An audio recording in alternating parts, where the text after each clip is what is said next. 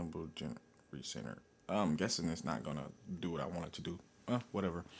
YouTube, what's going on? How the fuck you doing? Back with a video. If you haven't already, please like, comment, subscribe, turn the post notification bell on so you will be notified. I think I already said that. But let's get into the video. I want to give a big thanks and a big shout out to all the companies that have been helping me on this journey. Big shout out to Barbell apparel as well as Springer Precision. Can't forget about Athena Precision. Use code Gunner for 10% off.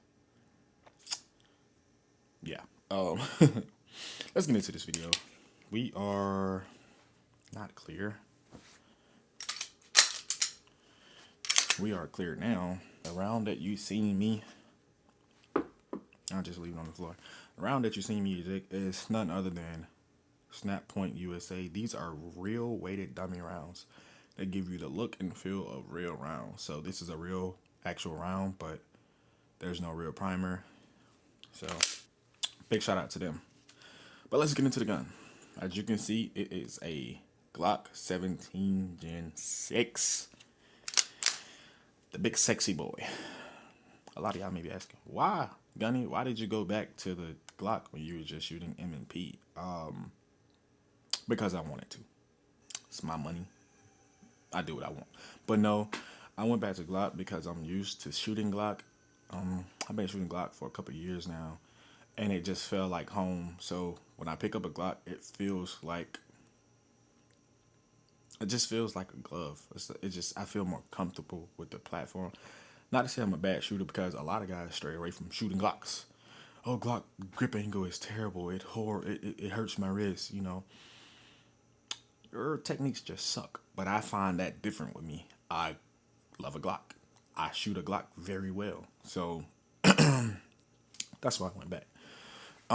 Let's talk about what is done to this Gen 617 and why I chose it. First off, we have none other than the O-Sight C.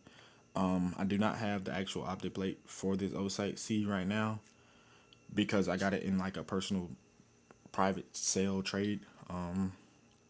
But a lot of you may know that the Gen 6s are direct mill now, but you still need that plate with the two, I forget their name, but whatever. But you still need a plate, so I will order one today. We have suppressor height sights up top. These are blacked out. I think they are Ameriglow. Don't quote me on that. But the O-Sight C, as you can see, it is a green dot because I pick up green better than red, I guess.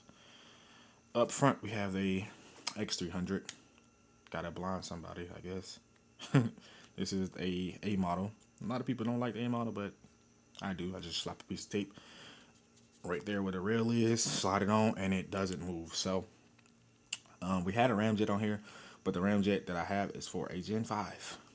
If you know, Gen 5 ramjets do function on the Gen 617, but there is a safety issue. I don't know what the safety issue truly is, but I found that the trigger bar on the Gen 6 sits a tad bit further forward on the Gen 6 versus the Gen 5. So it has a little cutout on the side of the barrel to give the trigger bar room and play. But on the Gen 5 barrel, it doesn't have that. So you may run into issues where the trigger bar is hitting the side of the barrel and causing it to be kind of like the trigger to be, I guess, preloaded.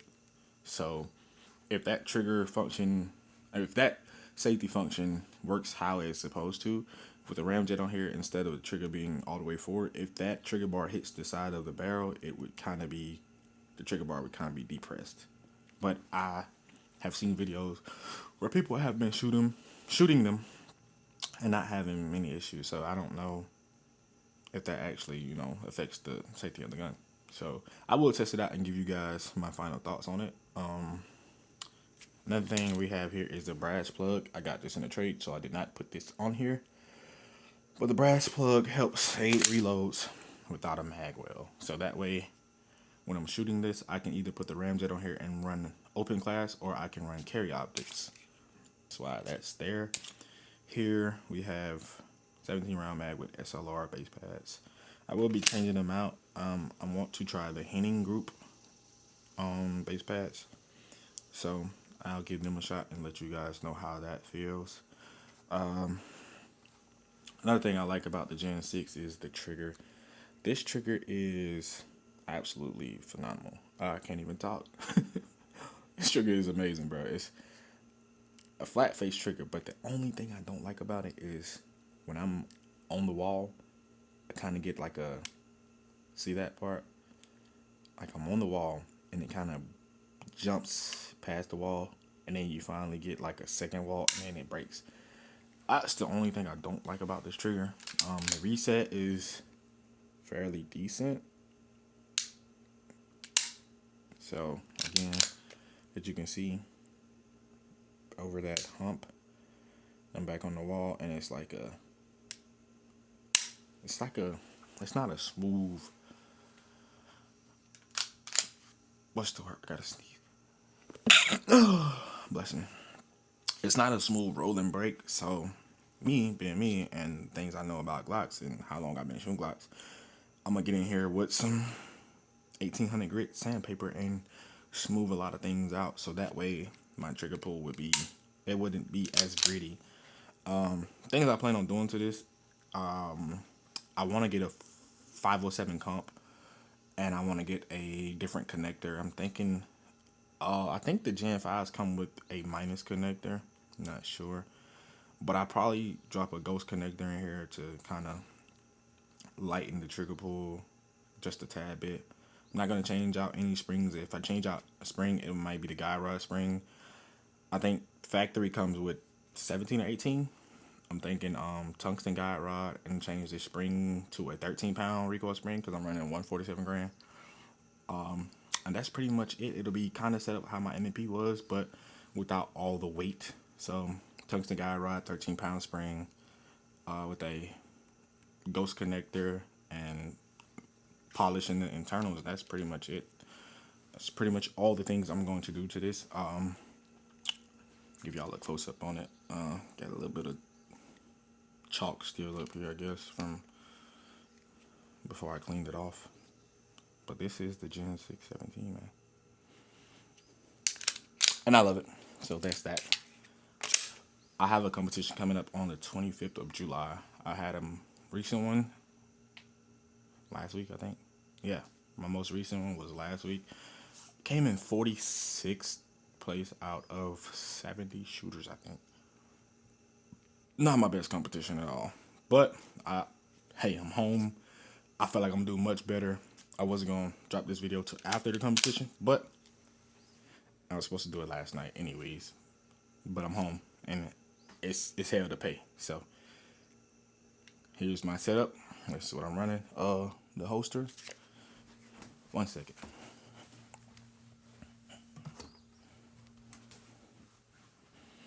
I'm still running that peanut butter setup. So as you can see here, still running that black and purple. I have the magnet still up here.